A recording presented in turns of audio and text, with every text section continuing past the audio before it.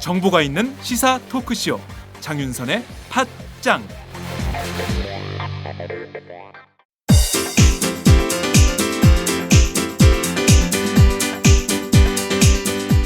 선배님, 문학을 잘 가르치는 대학이 따로 있을까요? 문학? 문학이면 서울디지털대학교 문해창작학과지. 왜요? 다른 학교랑 차이점이 있나요?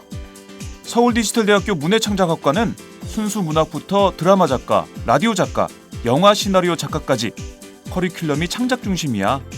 그리고 책임 교수제를 도입해서 1대1로 학생을 지도하니까 학생들 실력이 성장할 수밖에 없지.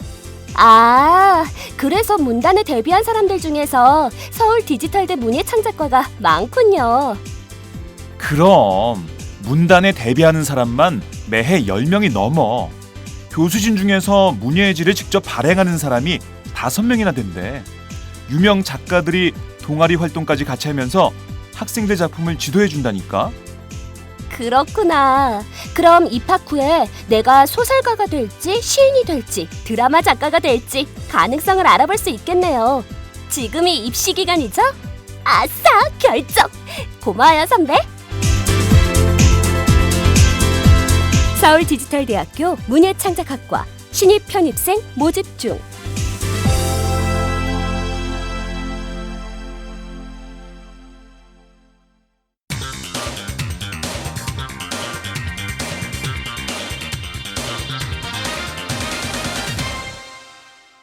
전혀 다른 뉴스.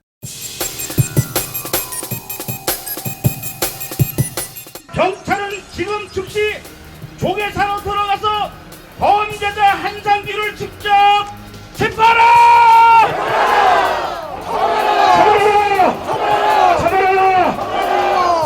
저 조계사 총결을 한심한 놈들입니다. 총결을 일하는 국민이 아니고 일하는 사람이 아니냐. 즉시 한상규를 내보내고 본인대로 들어가게 해주기 바란다. 국회는 공명 착용금지법 즉각 통과하라!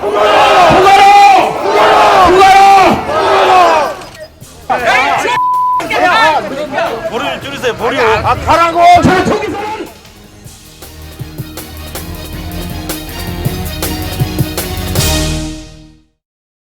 전혀 다른 뉴스 시작하겠습니다.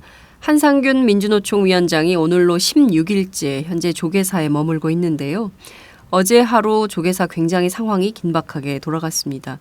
오늘은 그 현장을 직접 취재한 오마이뉴스 박정호 기자와 함께 사건을 정확하게 알아보도록 하겠습니다. 어서 나오세요. 예, 안녕하세요. 네. 박정호입니다. 어제 한상균 위원장 조계사 취재 하루 종일 했었는데요. 네. 지난달 15일이었던 것 같아요. 한상균 위원장이 조계사로 들어간 게 그렇죠? 네, 그렇습니다. 한 위원장에게는 2가지 영장이 발부돼 있는데요.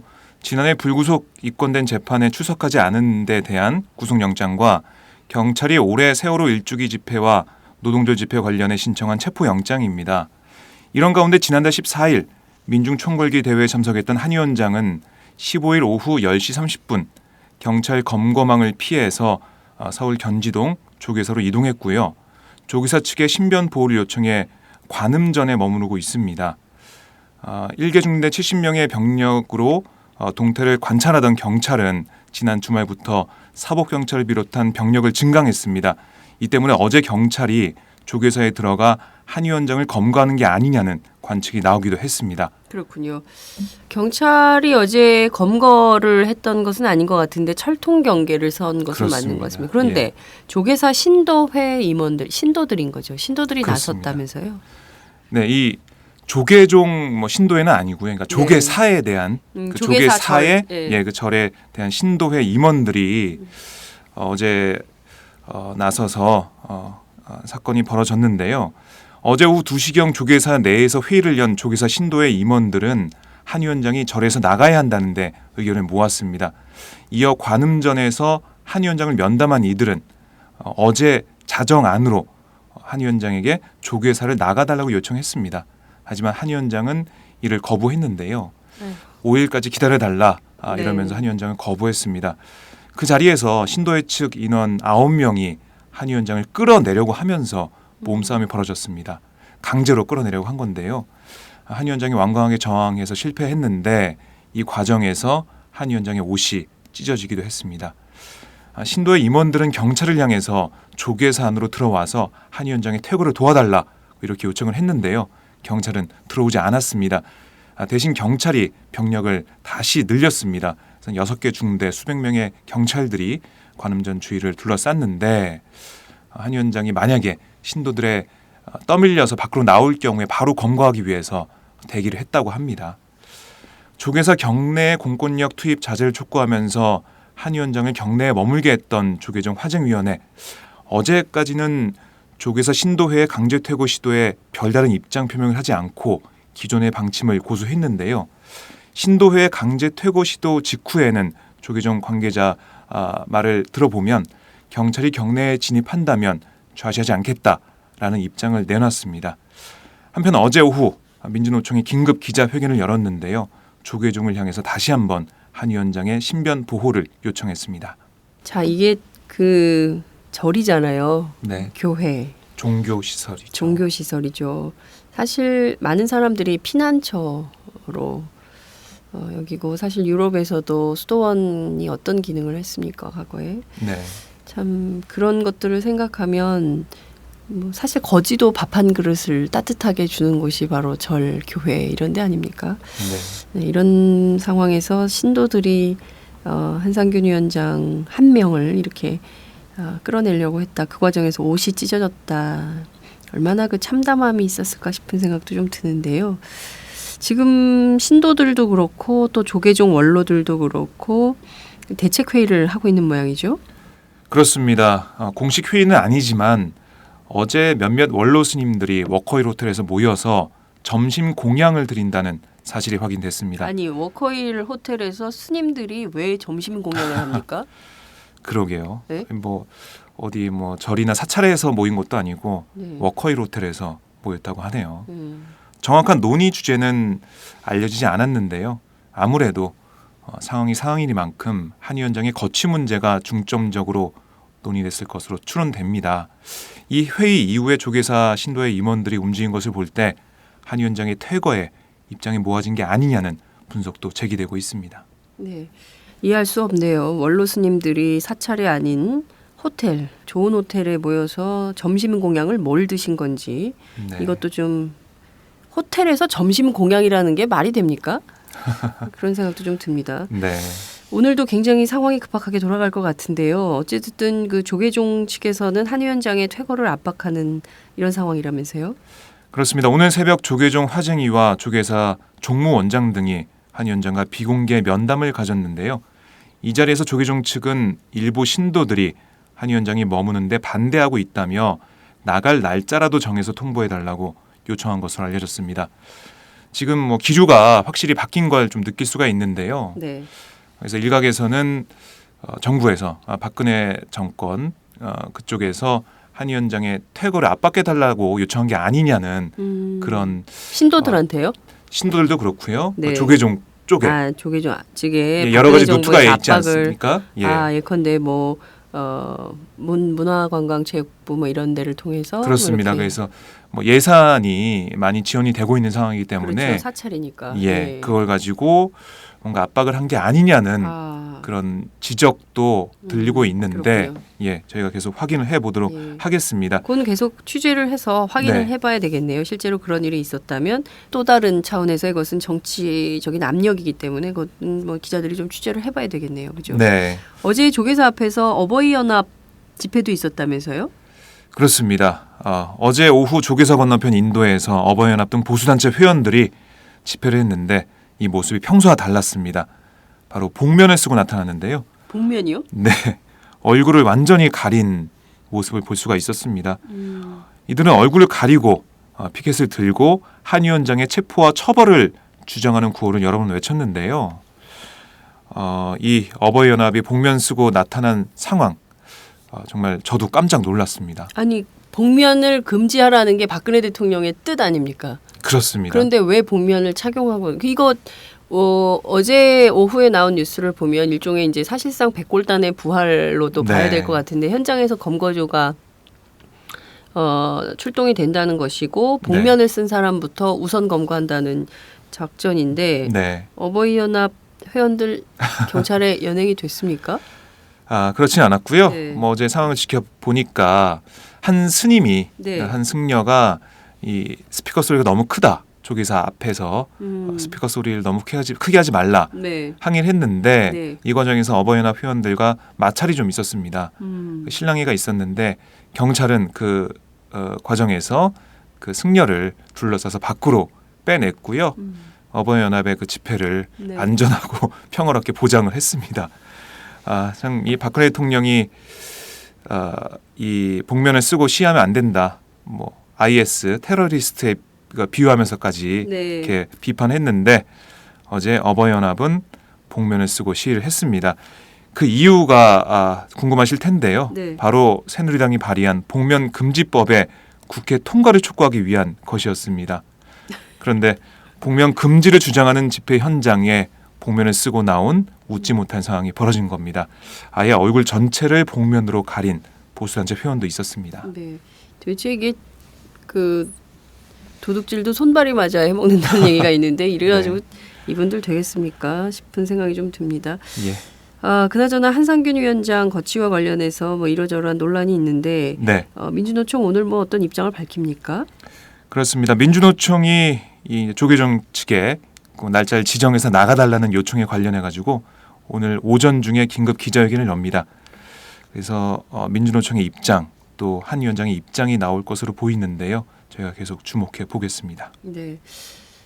지금 그 한상균 위원장 민주노총 위원장 당선되고 얼마 안 있다가 이렇게 네. 계속 수배 당하고 뭐 이렇게 가고 있는 건데 실제로 이렇게 정부가 강력하게 한 위원장에 대해서 검거 작전을 펴는 것은 집회나 시위와 관련된 것이 아니라 실제로는 노동계약과 관련한 이슈를 그렇습니다. 예, 사전에 좀 못하도록 하기 위한 조처 아니냐 이런 비판도 있더라고요. 네, 그래서 더 강하게 경찰 쪽에서 나오는 게 아니냐는 분석이 나오고 있는데 사실 한 위원장은 지난주 기자회견을 통해서 이렇게 얘기했습니다. 12월 5일 평화로운 집회가 보장이 된다. 그리고 노동 계약 문제, 네. 그 문제 지금 법안이 계류 중인데 그 문제 계약을 하지 않고 다시 한번 생각을 해본다면 자진 출두하겠다. 네. 자신은 지금 인신 구속을 면할 길이 없다는 걸 알고 있다. 하지만 노동자들의 그 피땀 어린 그 노동 계약을 하는 그 문제 그걸 잘 해결하고 또 평화로운 집회가 되는 걸 자신이 만들어야 되기 때문에 2천만의 그 노동자들의 그 바람이 자신의 어깨에 있기 때문에 나오지 못하고 있다. 그러면서 박근혜 정권을 향해서 요청을 했는데 그런 것들 보장해달라고 요청을 했는데 박근혜 정권 경찰 쪽에서는 묵묵부답이고요. 어제는 신도에까지 나서서 한 위원장을 압박하고 있는 모습입니다. 그렇죠. 이 상황이라면 사실 한상균 위원장 얼른 가서 조사받고 싶으실 것 같아요. 네. 그게 마음 편하실 텐데 그럼에도 불구하고 노동개혁 관련된 여러 가지 이슈들이 있고 이것을 책임져야 되는 민주노총 그렇습니다. 위원장으로서 어깨가 무겁기 때문에 이런 상황 계속 지속되는 것 같은데 어찌됐든 참 답답합니다. 지금 네. 뭐 해야 될 일은 산적하고 엉뚱한 이슈들을 계속 키우면서 국민들의 시선을 교란시키는 이런 상황이 언제까지 계속될지 답답한 마음이 큽니다. 오늘 말씀 잘 들었습니다. 네, 고맙습니다.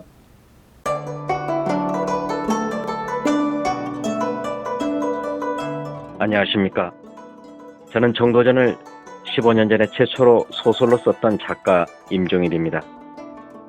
사실 정도전을 소설로 쓰는 데만 10년이 걸렸는데 그 시절 무명의 고달픈 심신을 양꼬치와 고량주로 달래주었던 풍무양꼬치.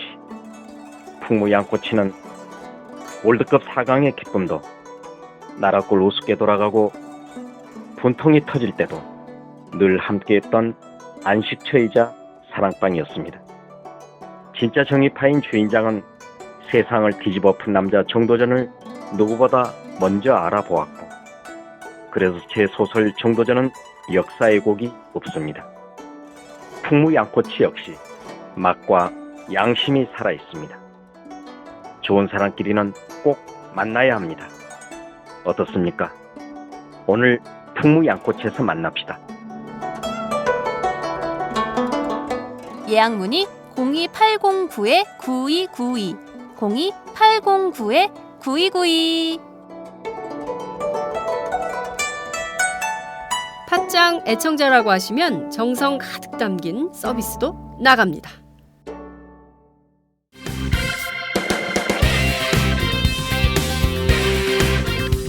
경제를 보는 맑은 눈, 홍종학의 퓨어 경제.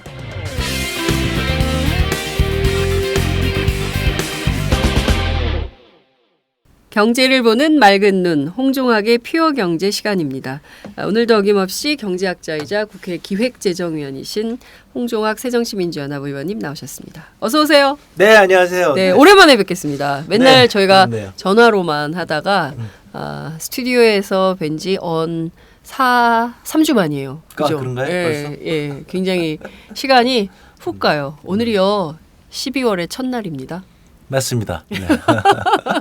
2015년 벌써. 달력 한 장 남았어요.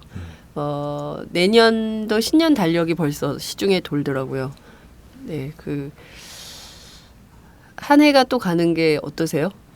정신없이 지내가지고요. 저희는 시간 가는지도 모르고요. 특히 연말에는 너무 바빠가지고 뭐 정신이 지금 없습니다. 그래서 12월인지 11월인지 12월 2일 날 저희가 이제 최종적으로 예산 법안 통과되거든요. 예. 그래서 지금 국회 선진화법 때문에 무조건 12월 2일 날 그걸 통과를 해야 돼서 내일이요. 네, 요맘때 되면 그냥 정신이 없습니다. 그렇군요. 국회는 정신이 없군요.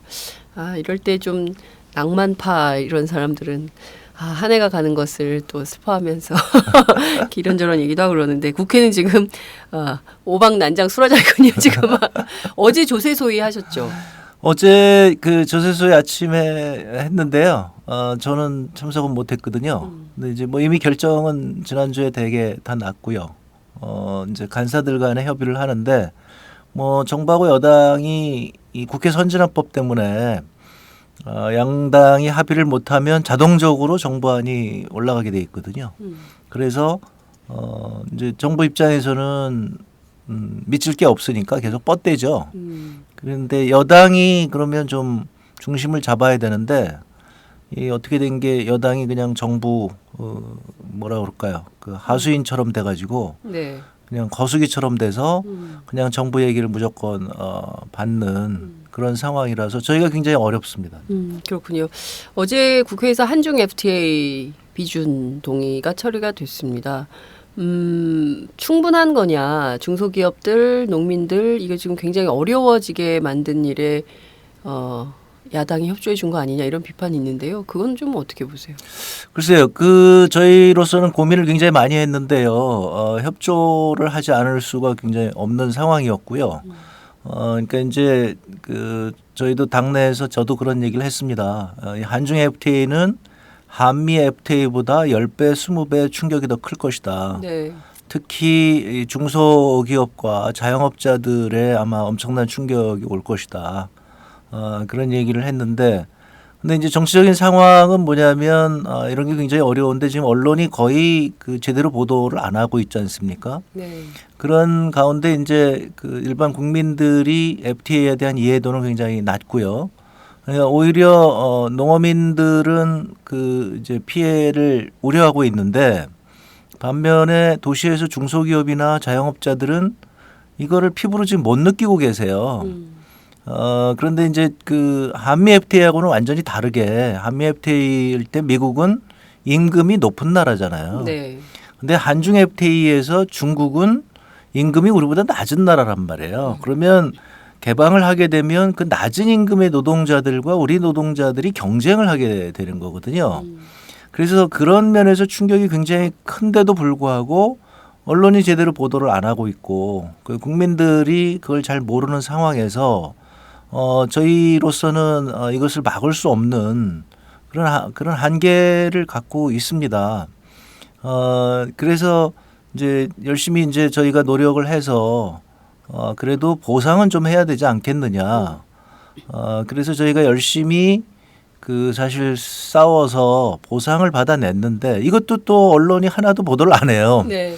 그러니까 지금 어제 뭐 1조 원을 만들어냈다 오늘 뭐 보수 신문들 보니까 네. 뭐 또 이상한 FTA다 뭐 이렇게 지금 하고 있는데 그것이 최소한의 보상이거든요. 그 최소한의 보상조차도 지금 일방적으로 비판을 하고 있고요. 걱정이 굉장히 많이 되는데요. 지금 이제 그 저희 당을 비판하시는 요지는 알겠는데 저희가 생각할 때는 지금 우리가 쇄국 정책으로 갈 수는 없으니까 네. 전 세계적으로 뭐 이렇게 개방을 하니까 어쩔 수 없이 이렇게 가는데 저희는 그거에 맞춰서 지금 문제가 되는 중소기업, 자영업자, 노동자들 여기를 지원하고 이렇게 해서 경쟁력을 높이는 방향으로 가야 되겠다. 이렇게 가면 그 이제 좀 난 건데 지금 새누리당의 입장에서는 박근혜 정부와 새누리당은 그 FTA를 통해서 재벌을 지원하고 네. 그러면 다른 사람들은 알아서 각자 도생해라. 재벌 지원하면 그거 거기서 떡고물이 떨어질 거 아니겠느냐. 근데 떡고물은 안 떨어지거든요. 그러니까 그렇죠.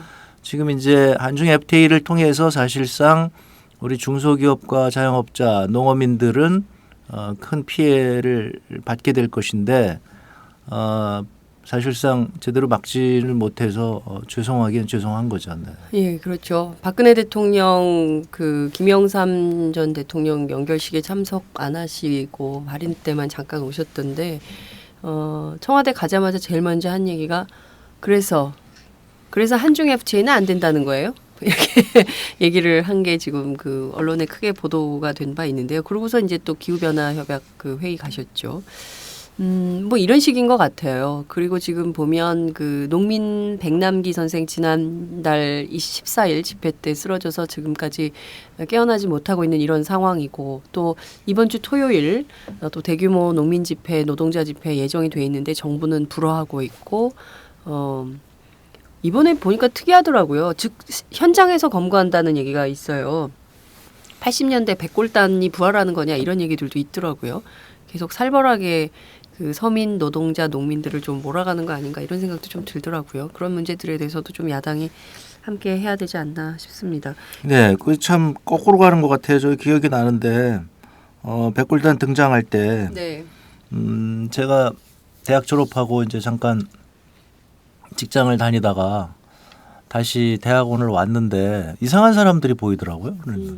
머리에 하얀 그 헬멧을 쓰고 네. 몰려다니는 이상한 사람들이 있었는데 그 결국은 그때 당시에 엄청나게 그 대학 학내가 폭력으로 얼룩졌죠. 대학생들이 하도 저도 지금까지 기억이 나는데 건물에서 이렇게 내려다 보니까 그 백골단들이 여학생을 그냥 무참하게 여학생 한 명 다 도망갔는데 이제 여학생 한 명이 넘어져 가지고 있는 거를 이걸 다가가서 그냥 그 뭐 꺾고 뭐 그런 아주 참혹한 장면을 저도 본 기억이 나요.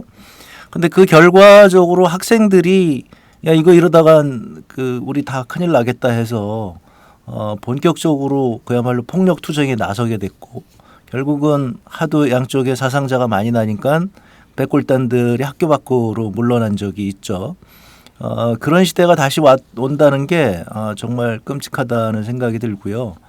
이렇게 가게 되면 지금 박근혜 정부는 전두환 정부와 과연 다를 게 뭐가 있느냐. 전두환 독재 정권화 되는 거 아니겠느냐. 이제는 정말 그 옛날 독재 정권을 다시 그 맞는 것 같은 그런 아주 참담한 심정입니다.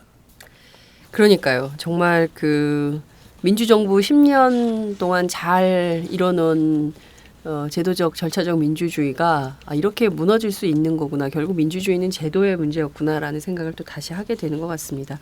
다시 경제로 돌아올게요. 지금 보면 쟁점 법안들 여전히 남아 있어요. 새누리당 말씀하신 대로 재벌들을 위한 경제 활성화법 이거 계속 주장하고 있고요. 반대로 새정치민주연합 경제민주화 법안 내놓고 지금 그 서로 협상 중에 있는데요. 이 문제는 좀 어떻게 될 걸로 전망하세요? 전체 9개 법안?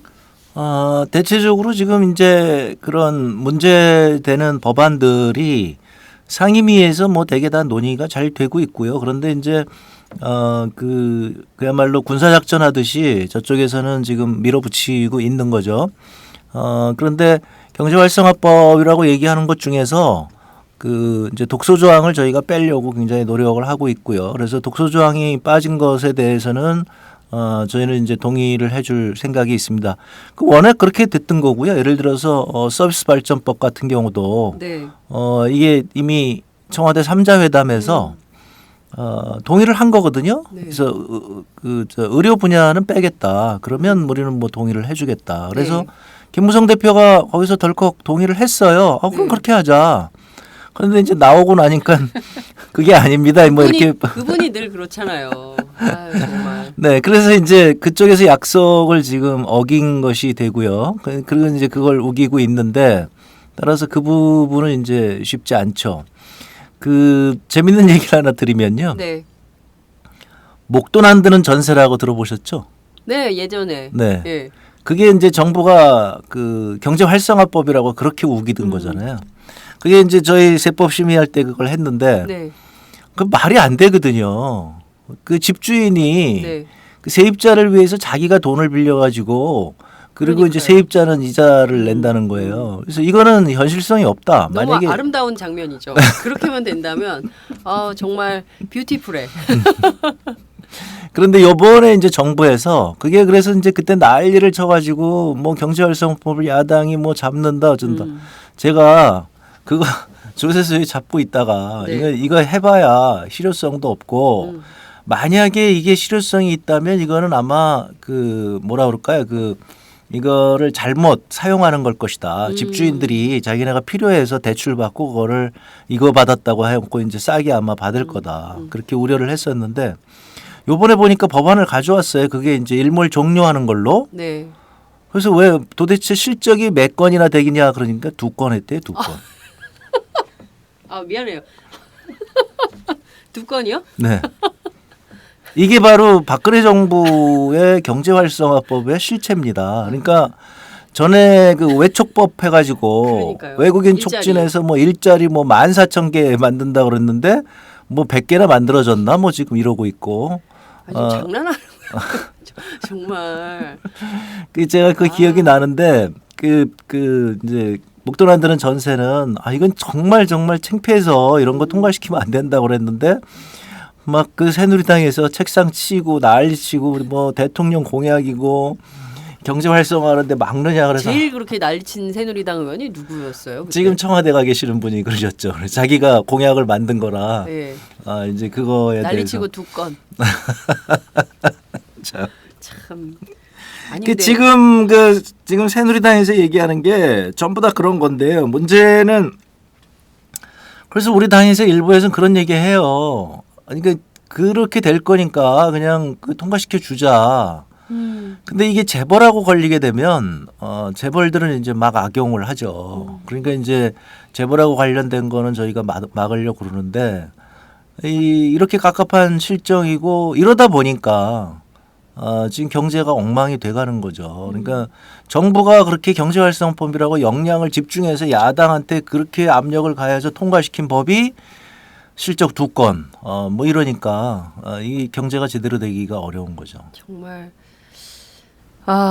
정부 정책이요. 이렇게 되고 있다는 것을 사실은 팟짱을 통해서만 들을 수가 있습니다. 이런 솔직한 얘기를 어디 가서 듣겠습니까? 그리고 또 사실 언론이 안 쓰거든요. 특히 사람들이 많이 본다는 보수 언론인 조중동, 종편 이런 데 하나도 안 나오는데 이런 황당한 정책들을 해놓고 이것을 또 성과라고 또 막 홍보할 거 아닙니까?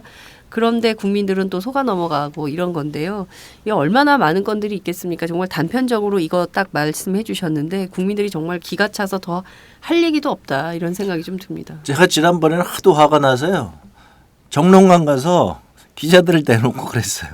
왜 보도를 이렇게 하느냐. 네. 면세점 건인데 네.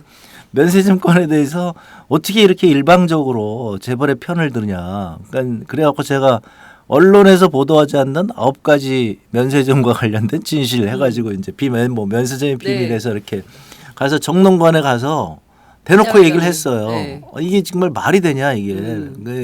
이런 식으로 재벌과 이거는 정경유착의 아주 최악의 사례인데 그런 얘기 하나도 안 하고 그리고 그냥 오직 뭐 지금 재벌들이 뭐 투자하는데 투자를 막고 있다. 뭐 이런 식으로만 보도하는 게 이게 정상적인 언론이냐 그래서 가서 막 얘기를 했더니 저보고 이제 다시는 선거 안 할 거냐고 뭐 어떤 분이 또 그렇게 얘기하시고 기자가요? 아니요 그러니까 누가 그런 얘기 기자들한테 그렇게 하면 되겠냐고 막 이제 그렇게 얘기를 하시는데 이제 그런 정도로 지금 언론이 정말 납득하기 지금 어렵고 이런 아주 그 눈에 딱 보이는 정경유착 부패 이런 것도 지금 전혀 보도를 안 하고 있어서 이게 경제는 자꾸 어려워지는 거죠.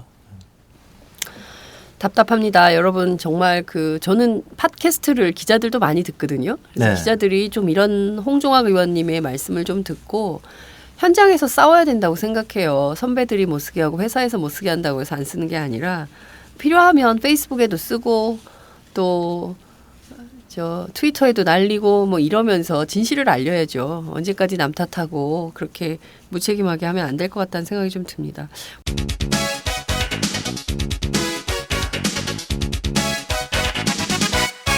장윤선의 팟짱. 본격 직장인 드라마 공생 대리운전 편. 부장님 가볍게 한잔 하시죠. 나 차 가져왔는데. 아예 착한 콜 대리운전이 있잖아요. 부를 때마다 500원이 기부되는 착한 콜. 딴지가 기부 내역을 검증한 착한 콜 1800-9998. 대리운전도 믿고 맡기세요. 꽃배달은 1800-9222. 퀵서비스는 1800-9668로 착한 콜 하실 수 있습니다. 꽃배달은 1800-9222. 퀵서비스는 1800-9668입니다. 원래 우리가 오늘은 2016년 부동산 경제를 전망을 해보기로 했어요. 그런데 어제 뭐 한중 FTA가 타결이 되고 뭐 등등 가면서 이제 현안들을 좀 짚어봤는데요. 이 집값 문제가 굉장히 사람들의 초미의 관심사입니다. 과연 내년은 어떻게 될 것인가. 이 전문가들마다 보는 시각이 제각각이라서 꼼꼼히 들여다보지 않으면 실패할 수도 있는 그런 확률이 큰 부동산 문제인데요. 이걸 좀 흐름을 좀 짚어봐야 될 것 같습니다.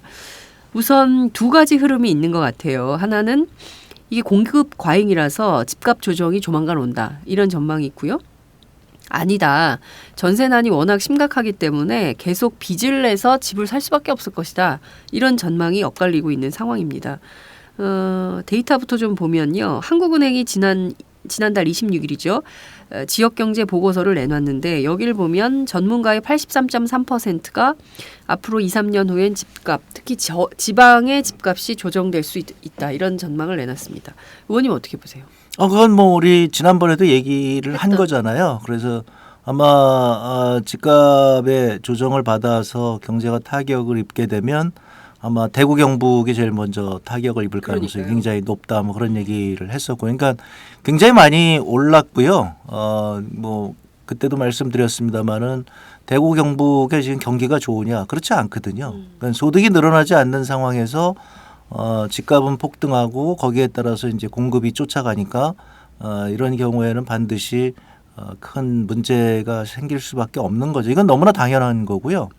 지금 공급 과잉이 어느 정도냐면요. 평상시보다 지금 2배가 금년도에 분양이 됐습니다. 보통 20만, 30만 가구만 되더라도 굉장히 그게 보통의 통상의 공급인데 한 해. 한 해예요? 네. 금년도 분양된 게 지금 69만 가구라고 그래요. 그러니까 70만 가구가 지금 넘어갈 것 같은데 이 정도는 아마 통계가 만들어지고 사상 최대 규모라고 생각을 하고요. 그러니까 그 전에도 그 공급이 이 정도 되면 문제가 생겼는데 지금처럼 경제가 안 좋은 상황에서는 더 큰 문제가 발생할 가능성이 굉장히 높다. 뭐 이미 많이 경고를 해드렸습니다마는 지금 뭐 일부에서는 뭐 괜찮다고 자꾸 얘기를 하는데 이분들이 괜찮다고 하는 것은 근거가 전혀 없는 얘기라는 것을 제가 많이 말씀을 드렸죠. 그러니까 대공황 이전에도 그렇게 괜찮다 그러다가 대공황을 미국에서 맞게 됐다는 얘기도 드렸고요. 네. 그 상황이 지금 뭐 거의 똑같습니다. 그런데 70만 가구라고 하는 것은 그러니까 사상 최대는 아니겠지만 아마 사상 최대일지도 모르겠어요. 200만 가구 공급할 때도 그게 임기 내에 200만 가구였으니까 그럼 4년 5년이면 그때 5년 임기니까 40만 50만 가구 공급했을 거 아니겠습니까? 그러니까 그때도 뭐 많이 공급했을 때 아마 그 정도 공급했을 것 같은데요. 지금 70만 가구라고 하는 것은 이건 어마어마한 거고요. 특히 경제 성장률이 지금 굉장히 낮고 뭐 지난 분기에는 뭐 실질 소득이 뭐 전혀 오르지 않았다 뭐 이런 정도의 상황에서 이렇게 그 공급이 엄청나게 늘어났다고 하는 것은 아마 곧 폭락할 가능성이 굉장히 높다 이렇게 봐야 되겠죠. 이게 폭락할 가능성이 높다. 이게 지금 벌써 청취자 가운데 폭락 어떻게 되는 거야 이렇게 긴장하시면서 들으실 것 같은데요. 말씀하신 대로 지난 가을 방송 때 이미 집값 하락을 예견하신 바 있으십니다. 그리고 그것은 폭탄이 터지면 대구, 경북, 영남권부터 시작될 거다 이런 말씀을 주셨는데요. 그 예측이 정말 정확하게 맞아 떨어져 가고 있는 상황인 것 같습니다. 그런데 어떤 방식으로 될까요? 영남. 특히 대구 경북 그다음에는 어떤 순위로 어떻게 해서 수도권까지 올라오는 것인지 이 조사 보고서를 보면 응답자의 58%가 2, 3년 안에는 수도권 집값까지도 조정될 거다 이런 전망을 했거든요. 그게 이제 사실상은 2, 3년 전에 이런 현상들이 이미 나타났죠. 다시 말씀드리면 뭐냐면 집값이 떨어질 것이라고 하는 예상을 하게 되면 사람들이 더 이상 거래를 하지 않게 됩니다. 집 살 사람이 시장에서 사라지게 되죠. 그러니까 시장이 그냥 마비가 돼버리는 거예요. 순간적으로. 이게 굉장히 빠른 시간에 그냥 마비가 됩니다. 그러니까 이게 그 보통의 통상적으로 사람들이 그 이른바 정부에서도 얘기하고 뭐 이 부동산 전문가라고 하는 사람들도 자꾸 괜찮을 거라고 얘기를 하는데 그 사람들은 그냥 뭐 전체 집값에서 뭐 20% 30% 떨어져도 아무 문제 없는 거 아니냐 뭐 이렇게 얘기를 하는데 그것은 정상적인 거래가 될 경우를 상정한 건데요. 실제로는 집값이 떨어질 거라고 사람들이 다 인식을 하게 되면 그 순간부터 집을 사는 사람이 시장에서 사라지게 되죠. 거래가 안 됩니다. 이미 지금 거래가 안 되고 있다고 하더라고요. 그러면 어떻게 되냐면 시장 가격 자체가 아무런 의미가 없어져 버리는 거죠. 시장 가격이. 집을 팔고 싶은 사람이 팔 사람을 그 집을 사줄 사람을 찾질 못하다 보니까 사실상은 이제 그게 이제 또 대출 받은 거 아니겠습니까? 그럼 대출 만기는 다가오니까 이제 어쩔 수 없이 경매로 가는 수밖에 없는 아니면 이제 더 고금리의 돈을 빌리게 되겠죠. 이런 악순환이 이제 시작되는 겁니다. 그러니까 저는 이 박근혜 정부와 새누리당이 경제를 완전히 망가뜨렸다고 하는 이유가 그렇게 점진적으로 조정받는 경제를 그거를 부동산 경기 부양을 해서 경제를 살려보겠다고 지금 70만 가구를 이렇게 분양을 해놨으니까 이런 상황에서는 이제 폭락할 수밖에 없는 이런 상황이 되는 거죠. 그러니까 이제 집값이 그 이제 대출을 받은 사람들이 대출 상환이 굉장히 어려워져서 이렇게 되고 그러니까 이제 새누리당에 대해서 제가 문제를 삼는 건 뭐냐면 바로 2년 전에 미분양 물량 많다고 해가지고 세제 혜택을 줘야 된다 뭐 난리법석을 쳤거든요. 맞아요. 그리고 나니까 갑자기 경기 부양해가지고 이렇게 70만 가구. 또 미분양 엄청나게 늘어날 거 아니겠어요? 그러면 또 정부가 무슨 혜택을 줘야 된다, 뭐 세금 깎아줘야 된다, 거들 거 못 걷고 뭐 이렇게 해야 된다. 심지어는 그들 지금 주택업자들한테 뭐 대규모 특혜를 주겠다, 뭐 이런 게 이제 또 나오는 거죠. 그리고서 이제 그 부채의 경우에도 문제가 생기니까 또 부채 저렇게 가면 안 된다 해서 정상적으로 경제가 금융시장이 돌아가야 되는데 거기다 대고 또 이제 뭐 LTV, DTI를 뭐 규제를 완화한다거나 혹은 뭐 원금 상환을 늦춘다거나 이런 또 무슨 특단의 뭐 조치가 필요하다 뭐 이러고 경제 망하는 거 보고 있을 거냐 또 이러고 이제 나올 게 뻔한 거죠. 그러니까 이거를 좀 명확하게 보셔야 되는 게 바로 그런 식으로 국민을 협박해서 경제를 엉망으로 만들어 놓고 그러니까 다시 이제 경제가 문제가 생길 수밖에 없는데 그러면 또 경기 부양한다고 또 겁박하고 이런 식으로 해서 경제를 완전히 망가뜨리고 있다 지금. 지금 한번 살펴봐야 될 것 같은데요. 근데 여전히 수도권의 경우에는 전세가 없거든요. 그래서 전부 월세를 하거나 아니면은 엄청나게 빚을 내서 집을 사거나 이 둘 중에 극단에서 오가는 뭐 이런 사람들이 굉장히 많이 있거든요. 그러니까 여전히 수도권에는 왜 이렇게 집이 없냐, 뭐 이런 또 문제 제기도 있어요. 그 이제 전세 가격이 이제 폭등하는 것은 이제 여러 가지 문제가 있는데 그 중에 가장 큰 것 중에 하나는 이자율이죠. 이자율. 그러니까 이자율이 낮기 때문에 이제 그 집주인들의 입장에서는 네. 거기에서 적절한 소득을 얻어야 되는데 그 이자율이 낮으니까 이제 그러니까 전세 가격을 높이는 거죠. 그러니까 이제 월세로 따진다고 한다면 아마 예전에 비해서 우리나라의 월세가 그렇게 높아지지는 않았을 것이라고 생각이 되고요. 그러면 그 월세를 기본적인 월세를 받기 위해서 전세값은 폭등할 수밖에 없는 거죠. 기본적으로. 네. 그래서 그것을 막기 위해서 이것은 일시적인 것이니 저희는 이제 전월세 상한제를 도입하고 네. 그다음에 계약갱신 청구권을 도입해서 한 2, 3년간 이렇게 안정적으로 유지를 하면 괜찮을 거 아니겠는가 그랬는데 이제 정부에서는 그렇게 안 했고 네. 전세 가격, 전월세 가격을 폭등시켰고 대신에 이제 그걸로 인해서 이렇게 공급이 엄청나게 늘어나게 된 것이죠. 그런데 이제 공급 과잉이 생기게 되고 이제 그 물량들이 나오게 되면 아마 전세 가격도 이제 서서히 저는 잡히지 않을까 이렇게 생각을 합니다. 그렇군요. 말씀하신 대로 폭락, 집값 폭락은 예견된 것이다 이런 말씀을 해주셨는데 이 조정폭이 얼마나 될까요? 사람들은 또 그것도 좀 관심사거든요. 아니 저는 항상 말씀드립니다마는 소득으로 살 수 있는 집값이 정상적인 집값이다. 그런데 예전에는 경제가 굉장히 빠르게 성장을 했기 때문에 네. 현재 현재 소득을 가지고 생각을 하신 게 아니라 내가 10년 뒤에는 이만큼 소득이 될 거니 그거에 맞춰서 집을 사신 거거든요. 그거에 맞춰서 대개 70년대 이후로 지금까지 집값은 계속 뛰어왔고요. 그러니까 옛날에 그 경험을 하신 분들은 아직도 집값을 무슨 재산 축적의 재산 증식의 수단으로 생각하시는 분들이 굉장히 많은데요. 그거는 옛날 얘기고요. 지금은 경제 성장률이 떨어졌기 때문에 네. 지금은 집값이 그렇게 폭등하지 않을 것이고 따라서 이제는 자기 소득에 맞는 집값 그것을 저희는 통상적으로 생각할 때 자기 연봉의 5배가 아마 최대가 아니겠는가. 그러니까 자기 연봉의 5배. 네, 5천만 원 연봉이신 분이라면 네.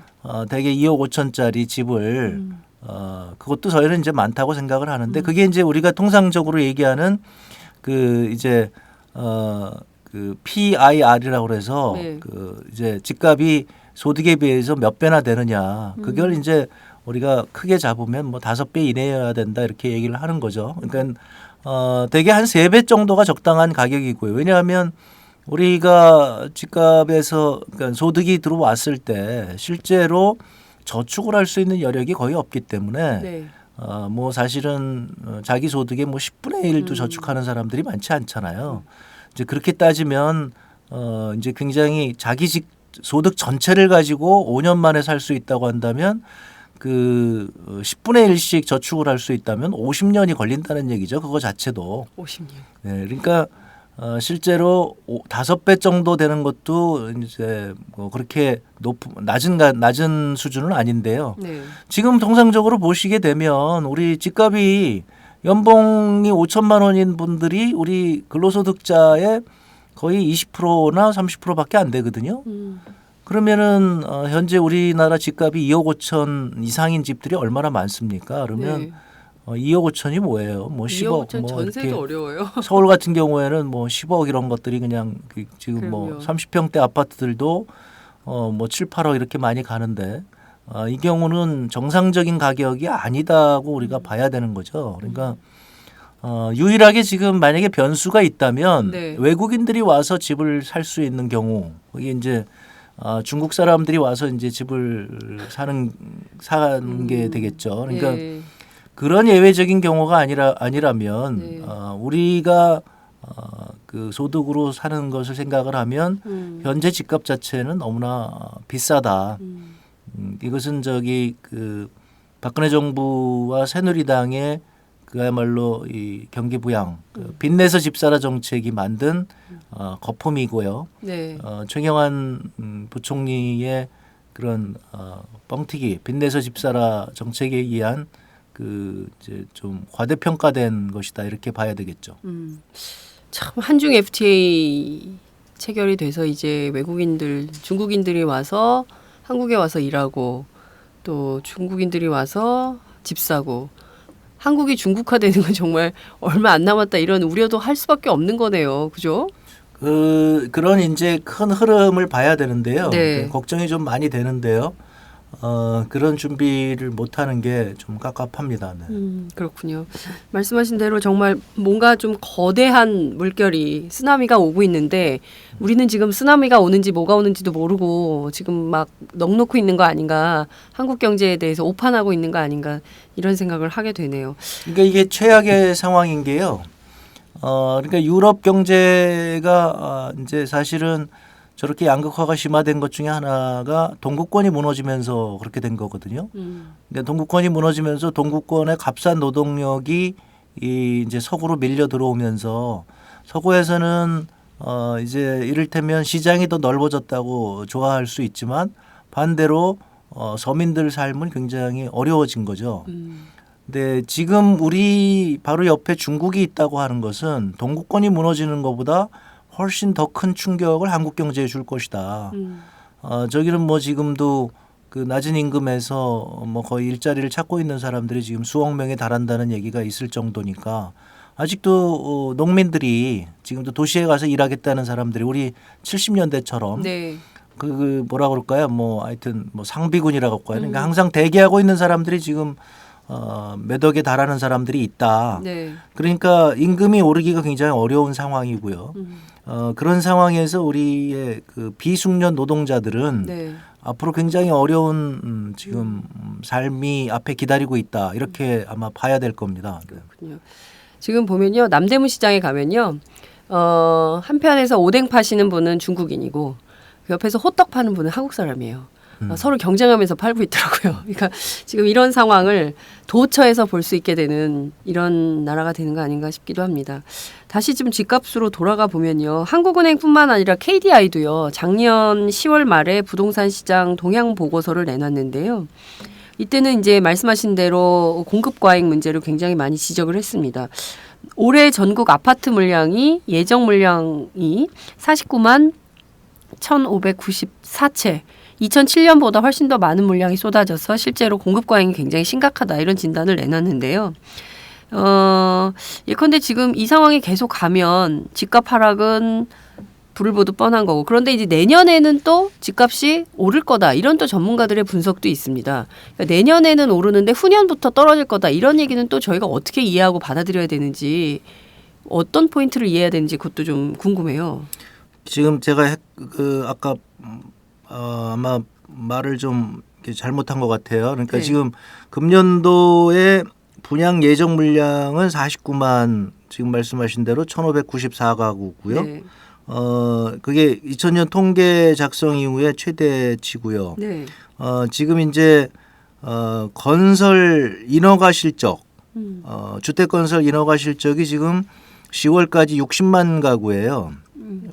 그러니까 그 이제 국토부에서 얘기한 올 10월이죠. 올 10월. 네, 올 10월까지. 예. 그래서 아마 현재 추세대로 되면 인허가가 70만 가구가 넘어갈 것이다.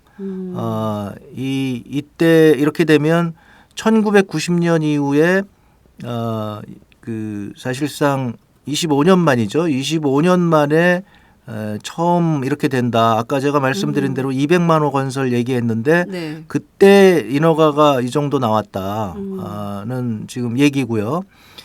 그 통상적으로 국토부에서가 좀 뻥튀기가 심한데 네. 이 국토부에서 지금 장기 주택 종합계획이 그에 따르면 적정 규모가 연평균 39만 가구로 이제 추정을 하고 있거든요. 연평균 네. 39만 가구. 근데 이게 이제 국토부는 항상 뻥튀기 한다는 걸 생각을 해보면 이것도 네. 이제 아마 과잉일 거라고 생각을 하는데 이거에 비해서 지금 뭐 그 주택 건설 인허가 실적이 60만, 70만 가구 됐다는 것은 네. 이건 지금 어마어마한 이제 그 과잉 공급이다. 네. 이렇게 봐야 되겠죠. 이 뭐 그 KDI 얘기가 네. 이게 학자들은 항상 이렇게 걱정을 하고 있고요. 이미 오래전부터 걱정을 하고 있는데 이제 정부가 하도 그 세게 입담석을 하고 그다음에 언론이 보도를 하지 않으니까 그리고 이제 아시다시피 이제 건설 경기 부양을 막 하고 있는데 거기다 대고 이제 찬물을 끼얹으면 안 되죠. 왜냐하면 또 이 건설 회사들이 굉장히 큰 광고주들이잖아요. 그럼요. 예. 그러다 보니까 지금 지난 2년간 특히 이제 그 최경환 부총리 들어서고 나서는 그 일방적으로 밀어붙이는 상황에서 제대로 된 판단을 하기가 좀 어려웠을 건데 이제 지나고 나서 통계를 보니까 이게 끔찍한 수준이구나 이런 것들이 이제 슬슬 알려지는 거죠. 이런 게 이제 금방 아마 시장에 영향을 미칠 거다 저는 생각을 합니다. 근데 장관 내년에는 또 오른다니까 그건 또 좀 어떻게 내년에는 오르고 후년부터 떨어진다 이렇게.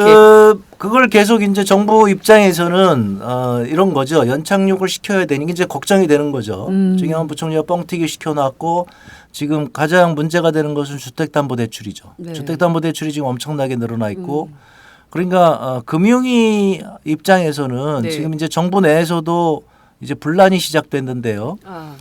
주택담보대출이 문제가 생기면 금융위가 책임 소재 자기네들이 책임져야 되는 거잖아요. 그러니까 금융위에서는 이제 슬슬 우리 때문이 아니라고 얘기를 하고 싶고 그러니까 금융위에서는 주택담보대출에 대해서 지금 규제를 강화하려고 하죠. 네. 근데 규제를 강화하는데 금방 하면 이제 문제가 되니까 내년서부터 하겠다 그러고 그거 발표를 11월 달에 하기로 돼 있었는데 지금 청와대가 맡고 있다는 소문이 들려요.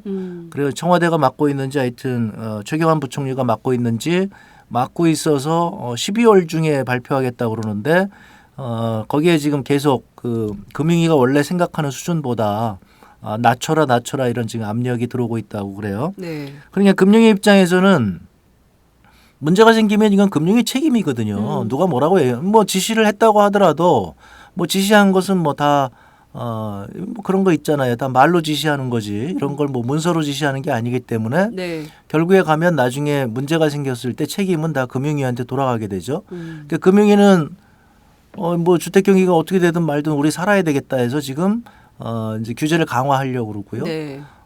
그런데 이제 그 기재부 입장에서는 특히 자기네들이 이제 뻥튀기 시켜놨으니까 그 책임 소재가 자기네들한테 오니까 사실상 지금 언론이 저렇게 얘기한다는 것은 이미 그런 논조라고 봐야 되겠죠. 냉탕 온탕을 반복하고 있다 이런 얘기가 정부가 도대체 너네 잘못한 거 아니냐 이런 얘기를 지금 하고 있는 거죠. 네. 문제는 이제 청와대가 선거가 지금 코앞에 다가왔기 때문에 현재 이런 상황을 내년까지 지금 미루려고 하는 그러니까 내년 초까지 부동산 경기 화랑을 계속 조장을 하려고 하는 그런 이제 그 욕구가 있게 되겠죠. 그러니까 새누리당과 청와대가 그런 식으로 하게 되면 이제 내년 초에도 뭐 괜찮을 거 아니겠느냐 이런 지금 얘기들을 하고 있는데요. 네. 되게 그런 것들이 되게 70년대식 사고 방식입니다. 지금은 그렇게 청와대 마음대로 할 수 있는 시기가 아니고요. 또 특히 이제 세계 경제에 지금 아주 큰 충격들이 앞에 다가와 있기 때문에 쉽지 않을 거라고 저는 생각을 합니다. 뭐 미국의 금리 인상이 되게 되면 네. 일단 뭐 지금 큰 충격이 오지 않겠어요. 그러니까요. 정부가 마음대로 뭐 선거가 와서 우리가 지금 부양해야 되겠다 하는 해서 그 부양하기가 그렇게 녹록지 않은 상황일 거라는 것이죠. 그러니까 아무튼 뭐 이렇게 되든 저렇게 되든 내년에 선거를 치르고 나면 선거 전에 그런 일이 벌어질지 선거 후회가 될지 모르겠지만 상황은 심각해질 것이다라고 예상을 해야 되겠죠. 그렇군요. 정부가 인위적으로 내년 총선 앞두고 총선 선거 때까지만이라도 뭔가 이 좀 집값이 뭐 폭락하거나 이러지 않을 조치를 취하고 싶겠지만 말씀하신 대로 정부 뜻대로 되기는 어려울 거고 특히 이제 미국의 금리 인상이 굉장히 중요 변수가 될 것 같은데요. 그 계속 연기를 해요. 뭐 올 봄에 놀릴 거다, 가을에 놀릴 거다, 초읽기다 뭐 이런데 여태까지 이제 안 올리고 있는 것이고 그리고 또 지난번 한미 정상회담에서 박근혜 대통령 뭐 별도로 미국 금리는 좀 천천히 올렸으면 좋겠다 이런 얘기를 한 게 또 알려지기도 했는데요. 실제로 이건 좀 어떻게 보세요? 미국에서는 뭐 지금까지 계속 예고를 해왔고요. 그리고 지금 자체적으로 따라서 굉장히 완만한 수준이지만 그 예고를 했기 때문에 정상화를 위해서 금리를 올릴 거라고 지금 예상하는 사람들이 많죠.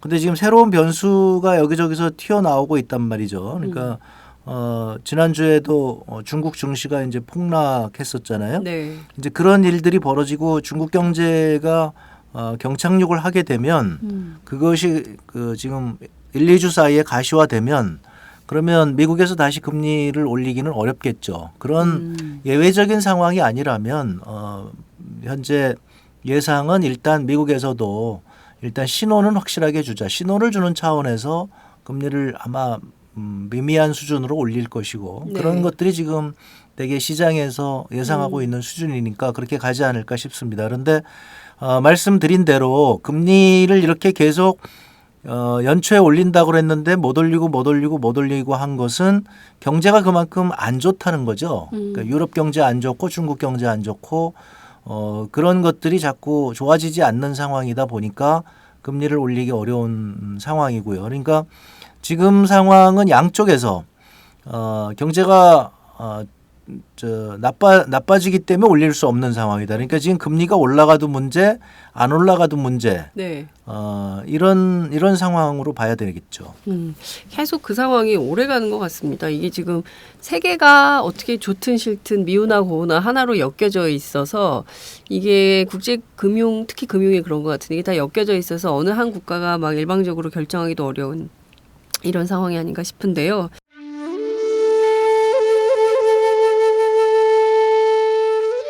영한네이처의 마카 산삼.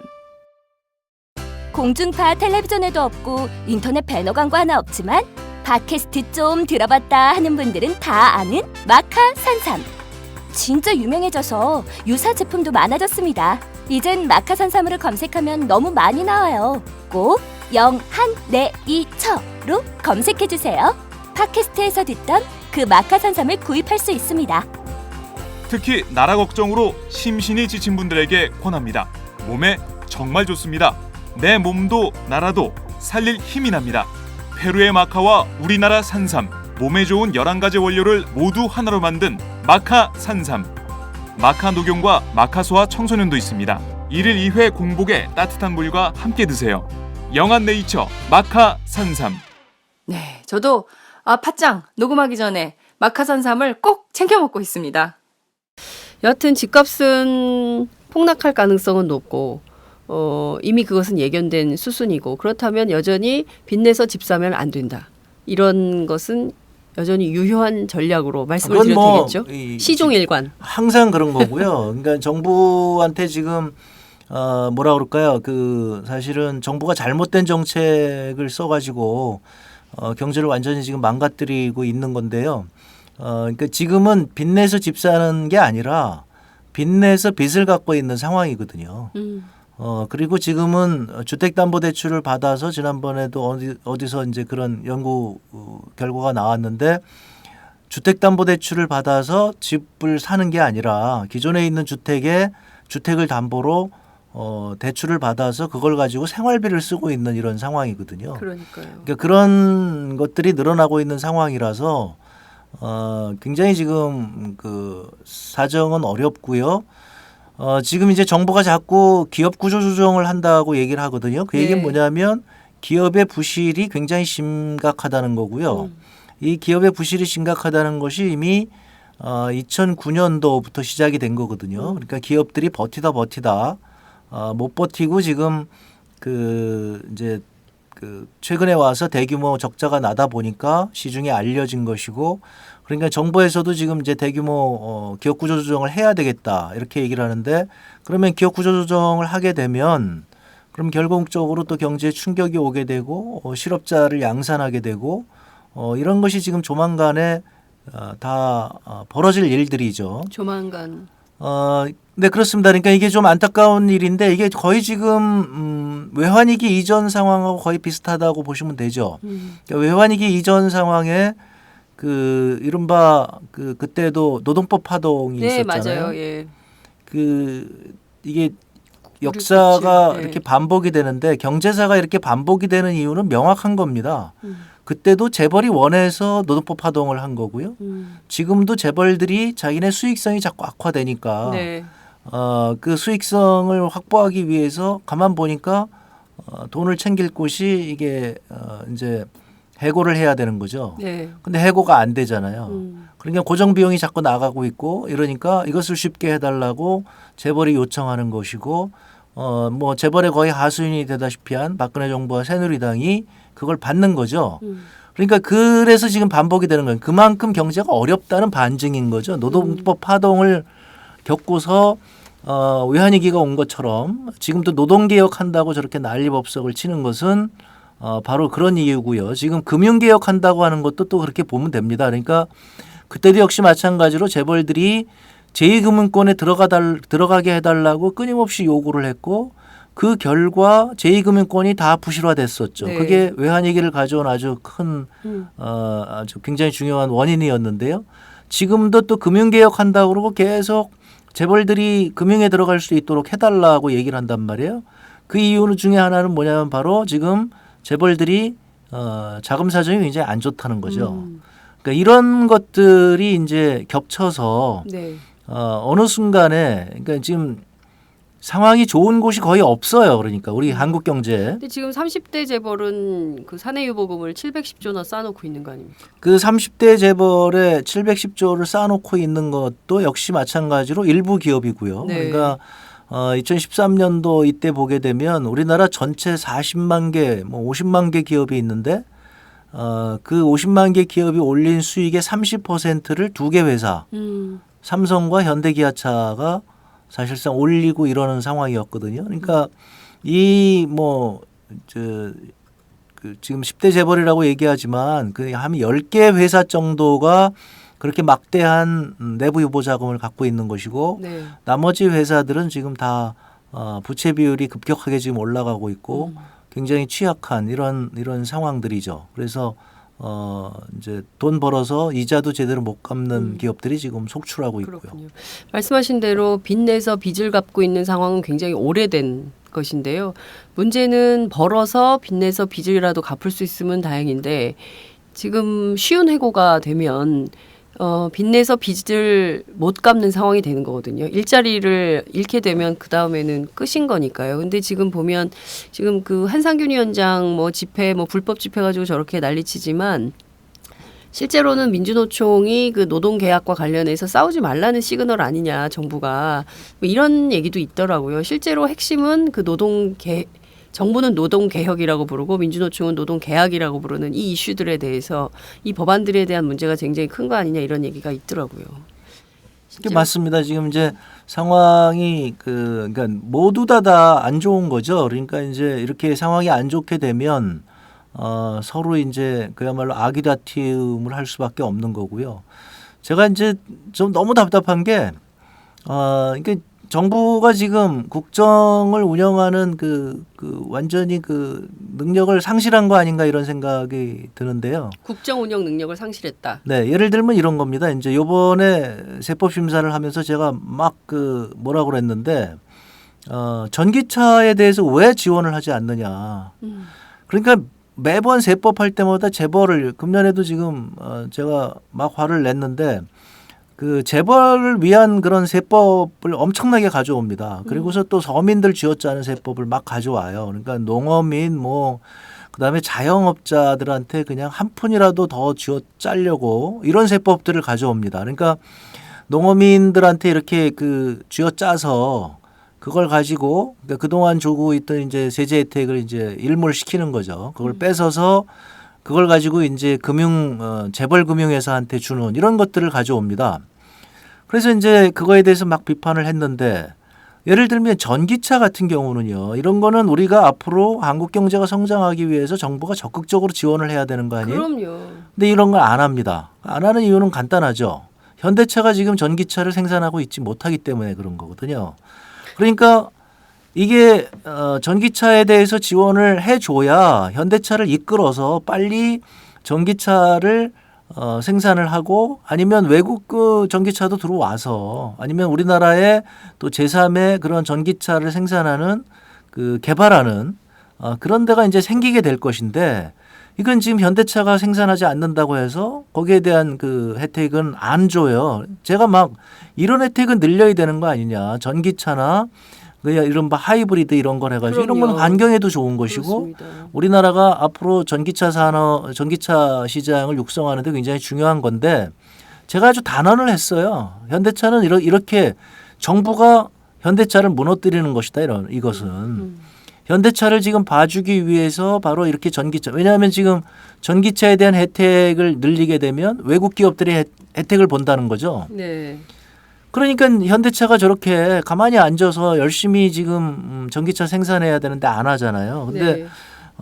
제가 지난번에 그 노르웨이를 다녀올 기회가 있었는데요. 네. 노르웨이는 이 나라가 석유가 나요. 그러니까 엄청나게 자원의 부국인데 노르웨이에서 전기차가 엄청나게 많이 상용화됐어요, 그냥. 그 비싼 뭐 소득이 높아서 그렇겠지만 그 비싼 전기차들을 다들 그렇게 타고 다녀요. 그만큼 환경에 대해서 굉장히 많이 신경을 쓰고 있는 것이고 거기는 뭐 자기네가 만드는 자동차 산업이 잘 육성이 안 돼 있으니까 그럼에도 불구하고 그렇게 전기차를 지원을 했단 말이죠. 네. 그런데 우리나라는 자동차 산업이 있는 나라임에도 불구하고 그런 친환경 자동차에 대해서 지원을 안 하니까. 그러니까요. 미래 산업을 위해서는 반드시 투자를 해야 되는 영역인 것인데 네. 베이징에서는 얼마 전에 그 살인 스모그 47중돌 그 사고가 있었잖아요. 네네. 그래서 베이징에는 전부 전기차를 해야 된다 이런 주장도 막 아니 할 나오고 있고 것 있는데. 같아요. 왜냐하면 네.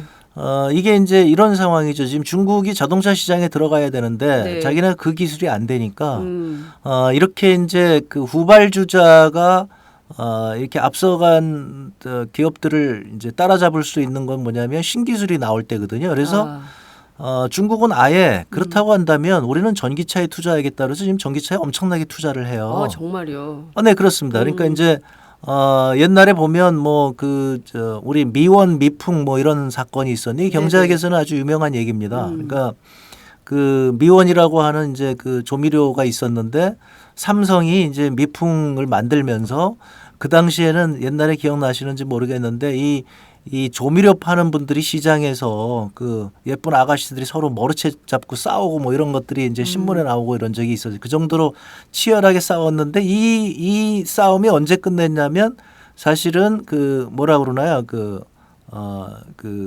이제 이런 가공 조미료가 아니라 천연 조미료가 나오면서 자연스럽게 이제 삼성 쪽으로 넘어가게 된 거죠. 이게 제일제당이죠, 그 당시에. 네. 근데 제일제당 쪽으로 이제 넘어가게 된 이런 거거든요. 그러니까 후발주자가 시장을 선도하기 위해서는 그렇게 그 미래의 그 상품에 투자를 하게 되는 것이고 지금 중국이 그래서 전기차는 사실상 한국을 지금 앞지르고 있습니다. 그래요. 따라서 전기차가 현재와 같은 추세에서 전기차가 상용화되면 우리는 중국 그 전기차를 타고 다녀야 되는 이런 지금 암울한 상황인데 거기에 대해서 지금 박근혜 정부와 새누리당은 아무 생각이 없다 그야말로.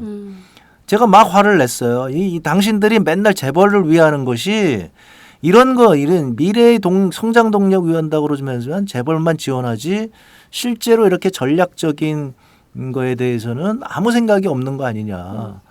그러네요. 지금 말씀하신 대로 일자리는 중국인하고 경쟁하고 집은 전부 중국 사람들이 와서 사고 또 우리는 중국산 전기 자동차를 타고 다녀야 되는 이런 암울한 경제 상황. 그러나 정부는 미래 산업에 아무런 것도 투자하지도 않고 이런 경제 문제에 대해서 아무런 해법도 제시하지 못하고 있으면서 오로지 국민 탓, 농민 탓, 노동자 탓, 서민 탓만 하고 있고 그 알량한 몇 푼 되지도 않는 거 전부 뜯어다가 세수로 확보하고 담배세 이런 거 걷어가고 재벌들에 대해서는 찍소리도 못하고 이런 정부가 과연 국민을 위한 정부냐. 참 답답한 마음이 커집니다. 우리가 좀 퓨어하게 경제를 보고 싶은데 정말 화가 나가지고 화가 복받치는 경제를 해야 될 것 같은 생각이 좀 듭니다. 그래서 이게 퓨어하게 보려면요. 네. 이게 화를 좀 많이 삭히셔야 돼요. 화를 좀 삭히고 퓨어하게 저는 근데 저희들보다 박근혜 대통령하고 최경환 부총리 이런 분들이 좀 퓨어해지셔야 되는 거 아닙니까? 특히 재벌들. 네? 재벌들이 퓨어해져야 우리가 좀 모두가 건강한 경제 환경에서 살 수 있을 것 같아요. 그들이 욕심을 내려놓지 않는 한 이런 악유다툼은 계속 되풀이 반복될 수밖에 없지 않을까요? 그 재벌들의 그 탐욕이 네. 재벌 스스로를 지금 무너뜨리는 거죠. 재벌이 그렇게 탐욕적으로 하니까 그냥 뒤룩뒤룩 살만 쪄가지고 네. 이제 그 기동성이 떨어진 것이고 따라서 지금 새로운 시장을 찾으려고 하는 이런 노력들이 없어지는 거죠. 면세점 하면 그냥 가만히 앉아서 수천억 원이 생기는데 뭐 새로운데 힘들게 뭐 외국 나가서 그 힘들게 무슨 새로운 시장 개척을 왜 하겠어요. 중국에 가서 그 척박한 데 가서 누가 고생하려고 그러겠어요.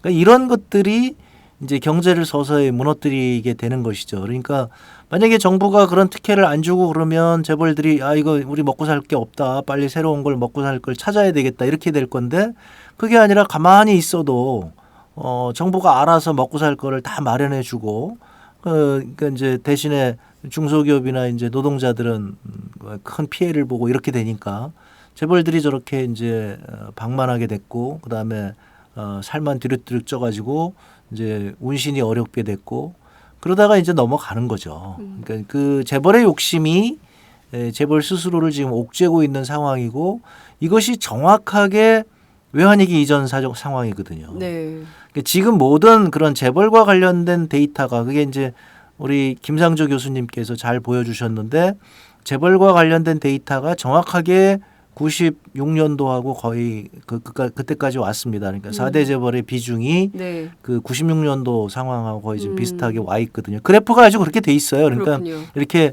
어떻게 되든 이렇게 재벌의 비중이 쭉 올라왔다가 그다음에 이제 외환위기 맞고서 외환위기에 정점을 찍었다가 그다음에 줄어들어서 구조조정하면서 줄어들었는데 그게 점점 올라와서 다시 96년 수준으로 온. 그러니까 96년으로부터 보면 거의 U자형으로 이렇게 지금 보이거든요. 아, 그렇군요. 네, 그러니까 그런 상황이 지금 이제 모든 게 다 경고등이 이미 제가 계속 말씀드립니다만은 제가 국회에 있으면서 계속 매년 국정감사 할 때마다 그렇게 얘기했는데 경고등은 이미 아주 오래 전에 계속 들어온 거죠. 들어왔는데 정부는 그 경고등을 무시하고 오히려 반대 방향으로 정책을 집행하다 보니까 지금은 이제 걷잡을 수 없는 상황이 됐고 저는 아까 계속 말씀드립니다마는 지금 한국 언론이 굉장히 그 반성을 하셔야 된다고 생각을 하고요. 제가 왜 이 얘기를 드리냐면 외환위기가 나니까 그때서부터 언론이 난리법석을 치더라고요. 나라가 왜 이렇게 됐느냐. 사실 언론 때문에 그렇게 된 거거든요. 그렇게 되는 건 뻔한 건데 그거 얘기 안 하고 있다가 나중에 갔더니 무슨 마녀사냥식으로 그때 가서 뭐 기재부가 어떻게 됐든 뭐 경제 관련 모피아가 어떻게 됐든 뭐 난리법석을 폈단 말이에요. 아니 지금 모피아가 그때처럼 또 극성해. 그것도 또 똑같습니다. 모피아가 그때 외환위기 이후에 모피아를 거의 뭐라 그럴까요? 그러니까 이제 이제 책임을 져라. 그래가지고 이제 경제 관료들이 상당 부분 이제 위세가 수그러들었는데 네. 지금 이제 강만수 장관, 최경환 장관 이런 분들이 다 외환위기 때 청와대 계시던 분들이거든요. 최경환 장관이 청와대에 있었고 네. 강만수 장관이 그 당시 차관하고 있었고 이런 분들을 다 복귀시키고 지금은 이 모피아가 전 부서를 다 장악했어요. 각 차관들을 다 기재부 출신들이 지금 다 장악했거든요. 이런 거에 대해서 전혀 보도를 하지 않아요. 그러니까 모피아가 지금 그야말로 모피아의 횡포가 그냥 말로 할 수 없을 정도죠. 뭐 국회의원들을 아주 우습게 봐요. 네. 뭐 그런 정도인데 그거에 대해서 견제를 해야 될 언론이 지금 마비가 된 상황이기 때문에 브레이크 없는 자동차가 됐고 그러니까 모든 상황이 지금 외환위기 이전하고 똑같은 상황을 만든데 저는 한국 언론이 커다란 책임을 느껴야 된다 이렇게 생각을 합니다. 네. 커다란 책임을 느끼면서 팟짱을 더욱 열심히 하도록 하겠습니다. 그 다른 큰 언론들이 조금 같이 하면 좋겠어요. 이렇게 기자들도 앞서도 말씀드렸지만 다시 언론 문제를 또 지적을 하게 되는 건데요. 참 간과하기 어렵습니다. 버스 지난 다음에 손 흔들어봐야 무슨 소용이 있겠습니까? 버스 있을 때 제대로 문제 지적하고 국민들이 제대로 알도록 해야 더 이상 이상한 방향으로 정책이 가지 않는다 이런 말씀을 좀 드릴 수 있을 것 같고요. 실제로 저희가 오늘 인터넷 은행도 좀 살펴보려고 했었는데 시간이 다 돼서 요거는 좀 다음 기회에 살펴보도록 하겠습니다. 오늘 말씀 여기까지 듣도록 할게요. 고맙습니다. 네, 감사합니다. 안녕하세요. 장윤서의 팟짱 귀에 팍팍 꽂히죠? 저는 오늘도 오마이뉴스 최종 경기라고 바닥바닥 우기고 있는 김병기 기자입니다. 공짜 자전거 신문 조중동 기자들이 자기 신문 돈 내고 보나요? 안 봐요, 아빠. 네. 저는 팟짱에 매월 자발적 정치료 3만원씩 내는 10만인 클럽 회원입니다. 애청자 여러분 덕분에 올해 1000명 늘어서 무려 9,400. 내친 김에 연말까지 1만 명 만인보 캠페인에 도전합니다. 무슨 캠페인이요? 만인보. 한 명의 마음걸음보다 만 명의 당당한 한 걸음. 올해가 가기 전에 오마이뉴스 10,000번째 주인공이 되어주세요.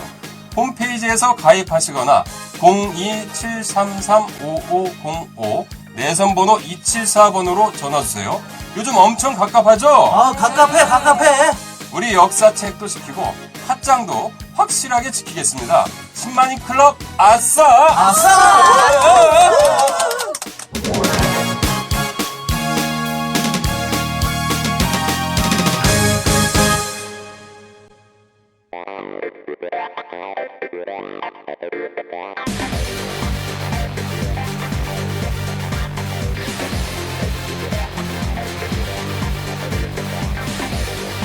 정보가 있는 시사 토크쇼 장윤선의 팟짱.